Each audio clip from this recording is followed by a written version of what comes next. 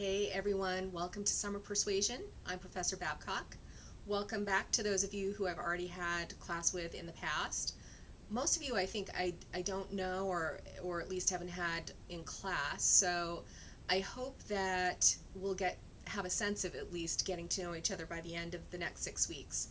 And that's one of the reasons why I think it's really important that we start each week this way. So each week, first thing you're going to do is look for my video like this. It's going to set up that week's topic.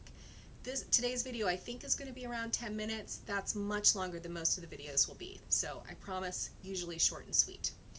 I'm going to keep looking down at my notes, so I apologize for that.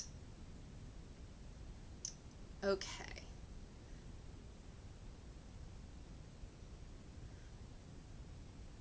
So I think probably most of you know that Bridgewater is really just starting out with teaching classes online, and I'm pretty confident, are the largest online class Bridgewater has had yet. So I'm really excited that together we're going to be sort of setting the tone for how online classes go in the future.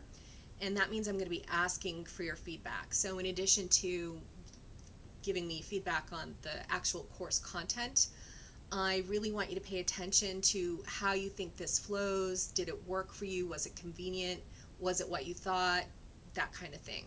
Because we need feedback for continuing with online teaching in the future. So if you'll be willing to do that, I'm going to ask you at the end of the week. At the end of the 6 weeks. Okay, two things I want to talk about today. First is persuasion, and second is what we're going to do mechanically for the online class.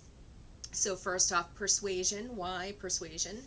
Well, persuasion because we are bombarded with a gazillion persuasive messages every day.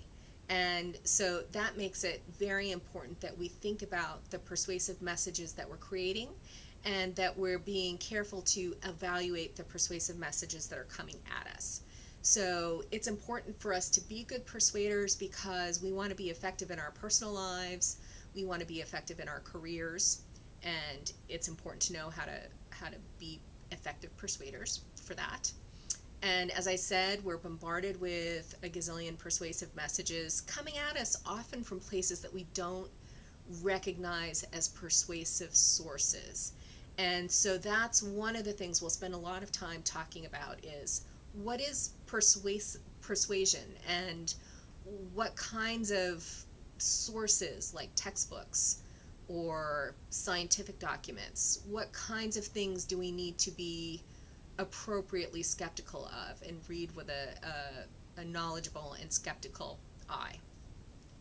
And then finally, we benefit from a persuasion class by seeing how persuasive discourse reacts in our communities and our culture. And I know discourse sounds like a really big fancy word, and it is, it can be, but we're going to bring it down to size, and we're not going to use the term discourse this week, but that really is what we're going to talk about. And I think you're going to enjoy the last project that we have this week. Little teaser for the end of the week, whether you like Outkast or Bruce Springsteen or Toby Keith, there's something in the end of the week project for you. So that's the teaser for this week. Okay, let's see. Next section is that there are two primary methods of studying persuasion, and we'll do a little bit of both over the next 6 weeks. The first way that people study persuasion is using social scientific approaches. So the more traditional research methods that you probably already are familiar with. For any of you who are psychology majors, a lot of persuasion research comes out of the psychology field. So traditional empirical sorts of research methods like questionnaires and focus groups, things like that. And then the other major way that we study persuasion is using rhetorical critical methods. So those are methods where you try and make sense of objects, events, people, situations, films or film genres, speeches, those sorts of things. And the process, it's not just sort of looking at those things and just talking about them. Rhetorical, critical approaches are methodical ways of evaluating things like that. Texts is what we, TEXTS, is usually how we talk about them. And the process of studying those is really useful because that process often tells us something really important about who we are as a society, or it tells us something about what's going on in our culture that we might not have noticed if we hadn't looked at it in a critical, rhetorical manner.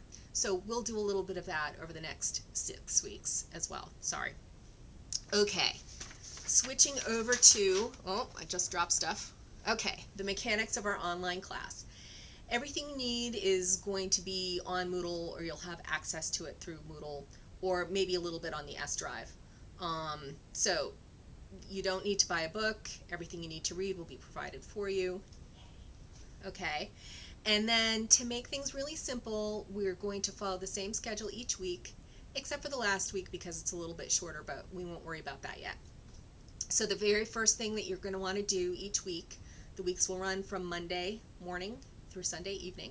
Very first thing you want to do is, I'll probably email you each Monday morning a video like this. I promise next week's will be shorter. And I'll just be setting up the topic for the week. Then also probably each week there will be some sort of short lecture videos with PowerPoint. Some weeks there may be more than one, but they'll all be short, 3 or 4 minutes at the most. And those things, along with the readings, will get you set up for what you have to do in the second half of the week. So you want to do the readings and any PowerPoint lectures as early in the week as you can. Then each week you also will have some sort of activity that will be short that you need to complete by Thursday at 5 o'clock in the afternoon. Also each week we're going to have quizzes. So each quiz will be 10 multiple choice or true-false questions. And that needs to also be done by Thursday at 10 o'clock in the evening. Each week there will be a discussion forum that needs to be all wrapped up by Friday night at 10 o'clock. That means you have to start posting earlier in the week. So that's why it's so important that you get your reading and watching any lectures done so that you can start participating in the discussion forums. And then the last thing you'll do each week is, I'm just calling it the weekly project. Really the project will mostly be short papers, and that will be due on Sunday evening at 10 o'clock. So I think I've got a good flow for timing. Unless something goes radically wrong for everybody, that's the schedule we'll keep each week, but I'll evaluate how it goes at the end of this first week. Okay, let's see. What else did I want to tell you? Okay, aside from the due dates I just mentioned, so the Thursday due dates, the Friday due date, and then Sunday night, everything can be done whenever it's convenient for you. We won't try to do any, syncing of let's all get on FaceTime or Skype or something like that and talk at the same time.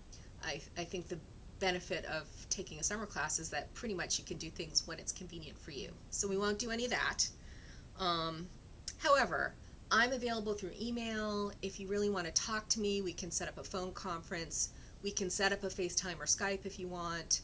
I'll be around. If you're close to campus, you can come in and talk to me. So I'm here for you in whatever way is easiest for you. Let's see.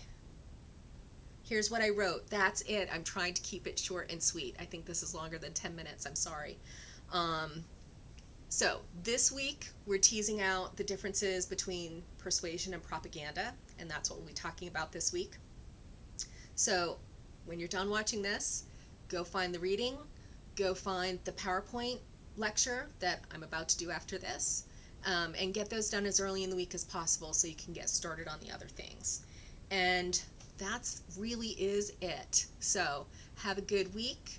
I think we're going to have fun this summer, and I'll see you next week.